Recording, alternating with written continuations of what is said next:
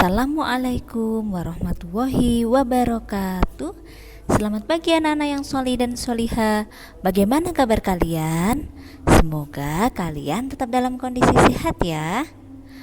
Anak-anakku yang solih dan solihah, pada Bina Karakter pagi hari ini Ustazah Nisa akan mengajak anak-anak untuk belajar memanfaatkan waktu dengan sebaik-baiknya. Sebelumnya, Ustazah ingin bertanya kepada kalian semua. Sudahkah kalian memanfaatkan waktu dengan baik ya? Apalagi sekarang kalian belajar dari rumah. Apakah sudah memanfaatkan waktu belajar dan beribadahnya dengan baik? Nah, anak-anakku yang solih dan solihah, ingat sebuah hadis, dua kenikmatan kebanyakan manusia tertipu oleh keduanya. Apa nikmat itu? Yakni nikmat sehat dan waktu luang. Hadis ini diriwayatkan oleh Bukhari. Nah, mengapa ya kita perlu memanfaatkan waktu dengan sebaik-baiknya? Jadi, anak-anakku yang solih dan solihah, waktu memiliki dua sifat. Apa saja? Yang pertama, tidak akan pernah kembali. Jadi, waktu kemarin tidak akan bisa terulang lagi. Jadi, kita harus bisa memanfaatkan waktu dengan sebaik-baiknya. Yang kedua, cepat berlalu atau tidak terasa. Tiba-tiba sudah hari Kamis lagi. Dan waktu itu terbatas. Jadi ada saatnya nanti akan habis ketika kita dipanggil oleh Allah, yakni menghadapi kematian.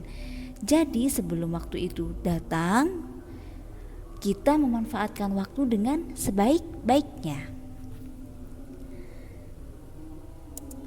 Seperti yang Allah sampaikan, Allah Ta'ala menegaskan dalam Al-Quran, betapa rugi manusia yang tidak memanfaatkan waktunya dengan baik, kecuali bagi orang yang beriman, beramal kebajikan, dan yang saling menasihati dalam kebenaran dan kesabaran. Mereka itulah yang akan mendapatkan keuntungan. Dalam Quran surat Al-Asr ayat 1-3. Anak-anakku yang solih dan solihah,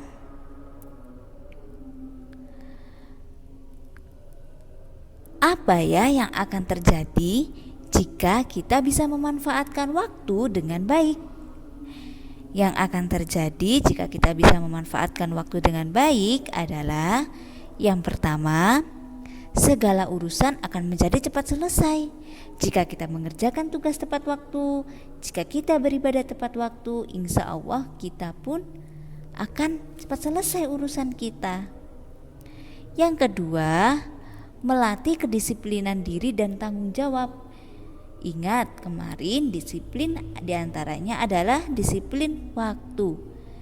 Jika kita memanfaatkan waktu dengan sebaik-baiknya, maka kita pun akan disiplin, dan tanggung jawab kita seperti tugas, aktivitas, dan yang lainnya juga akan selesai. Dan yang ketiga, melatih dan meningkatkan kemampuan kita. Karena kita bisa memanfaatkan waktu dengan baik, kita pun bisa mengembangkan bakat-bakat kita, bisa waktu lebih banyak untuk belajar.